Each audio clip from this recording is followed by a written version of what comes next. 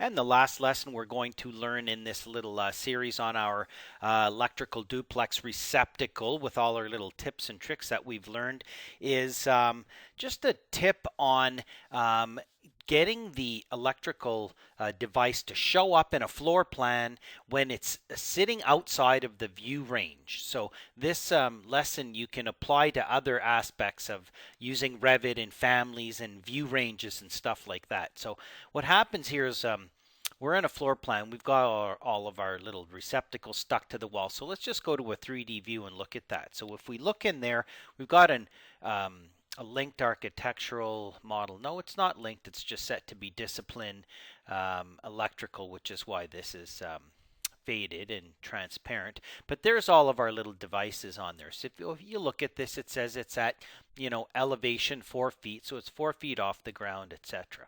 And then these are all showing up. And they're all showing up at this point in our power floor plan because they're all more or less within the view range. So within this view, if I go down here to the view and I go to the properties and say view range, it's going to tell me that just so happens in this template file, the cut plane is 4 feet above the level. The top of the primary range is at the level above. So it goes all the way up to the next level. So it really captures everything between floor to floor.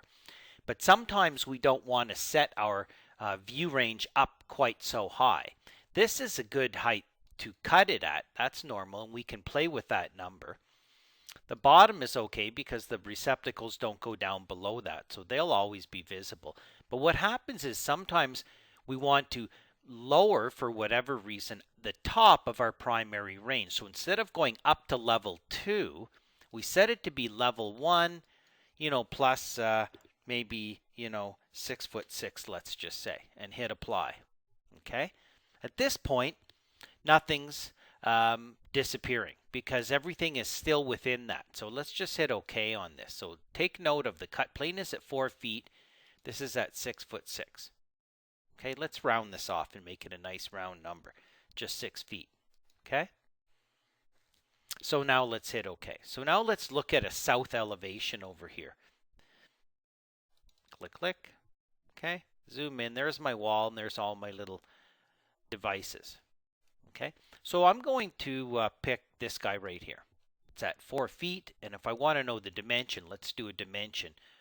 From here to the center is at about 4 feet. So that one's definitely going to show up because the cut plane goes right through there. Let's zoom out and draw a couple reference planes here. Let's go to architecture and reference plane, and let's draw, because we know this is at 4 feet, we might as well snap right to it. Click there, escape, escape. Take this guy and pull that reference plane over, and I'm going to take this dimension actually, and I'm going to move it. I've dragged that grip point and I'm going to move it over to here. Pick. Okay, now it's actually dimensioning to the reference line and not the switch on the wall or the outlet. Good. Now I'm going to draw another reference plane. Well, I'm going to click this and use my control button and just drag it up to be, 6 feet. So I've used a control button to drag that up. And let's pick on here and say create similar.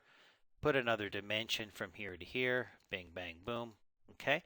So imagine our cut plane is at 4 feet. And the top of our primary range is there at 6 feet. Okay, so watch. I'm going to tile my views. I'm going to go view and I'm going to say tile. Oh, I've got all kinds of views open.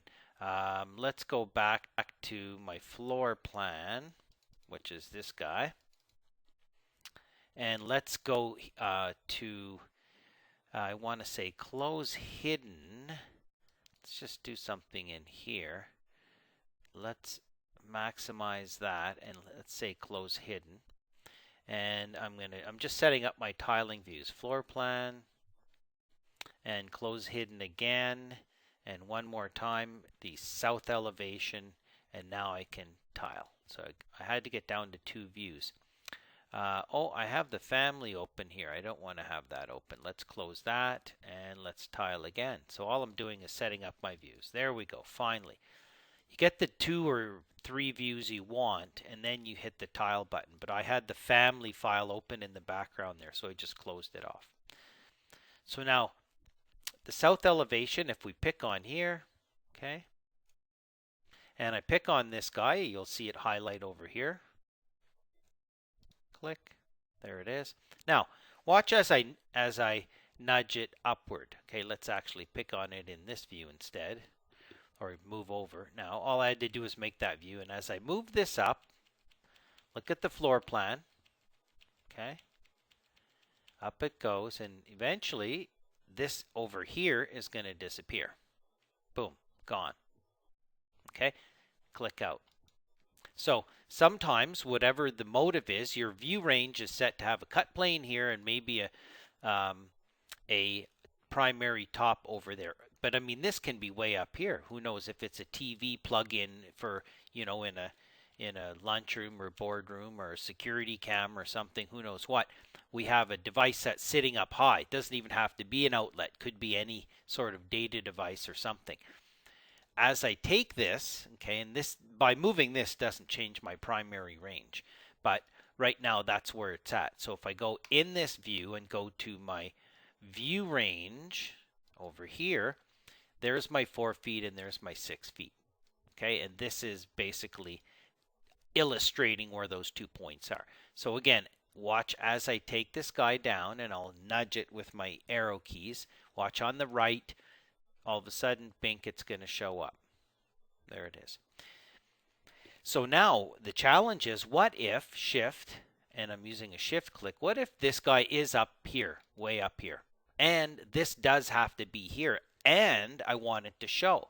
What we have to do is add an imaginary model line, an invisible model line in here that sticks down like a stem, and as long as that imaginary line sits within here, all of a sudden it'll show up. It'll never show anywhere because it'll be invisible, but it will get captured by the view range and therefore show up. So watch how we do this. It doesn't matter, these are all the same family. I pick on here and I say edit the family. And I don't have to go into the annotation nested family this time. I can double click on here and I can just go to my regular floor plan view of this. And the first thing I'm going to do is my put in my reference planes as usual. So I'm going to say create and reference plane. Put a reference plane in down here somewhere. Okay. Put a dimension in from the center to let's go from the bottom of the box instead. What the heck? To here, and then click. Am I using the right dimension here? From there to here. Oh, the dimension's there, but they're turned off. Ah, the oldest trick in the book. So type VV on the keyboard. It gets me every time. Visibility graphics, annotation. My dimensions are turned off in this family. Hit OK. On they go. Okay, so do it again. Dimension from the underside of the box to here and place it. Escape, escape. Now I'm going to take this guy and turn it into a parameter and say add a parameter. And inside of there, I'll call it,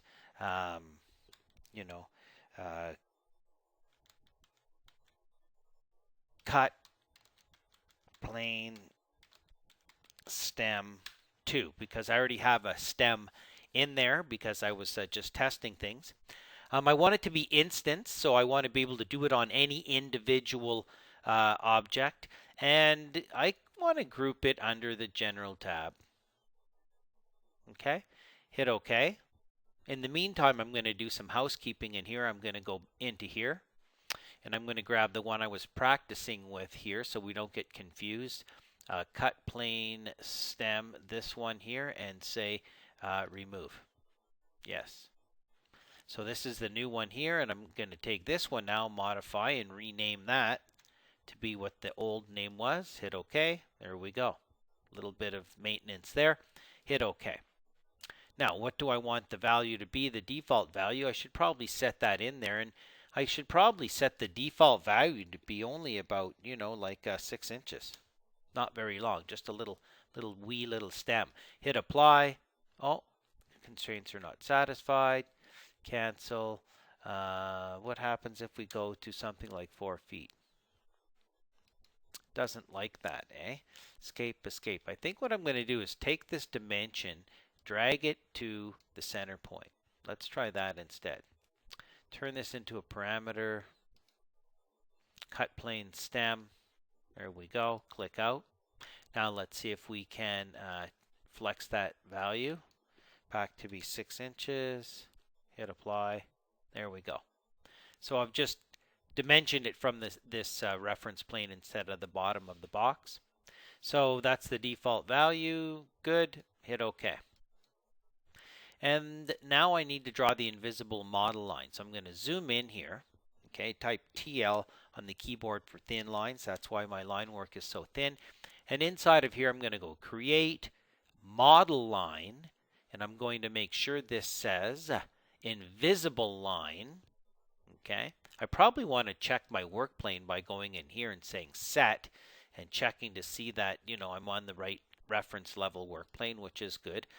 And I'm going to go back again, pick my model line, pick my invisible line. I'm just going to draw a line that goes from here down to that reference plane. Click out, and I could just pick on that lock, but my chain is turned on, so it'll disappear. So how you do it after the fact, escape, escape. You can align endpoints to reference planes. I just say align to here. That little guy, you might have to use your tab key, lock it, click out, escape, escape. Now let's flex it and see if it works. Go back to my parameters, go to my cut plane length and set it to be 2 feet. Hit apply, moves my reference plane, moves my invisible line down. Let's set it back to be 6 inches.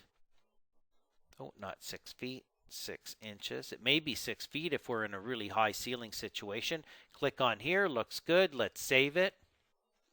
Replace the old one. Let's load it into our project. Overwrite the version. Okay. And there, this guy comes back all of a sudden. So let's close all our extra views right now, and then let's go to our south elevation.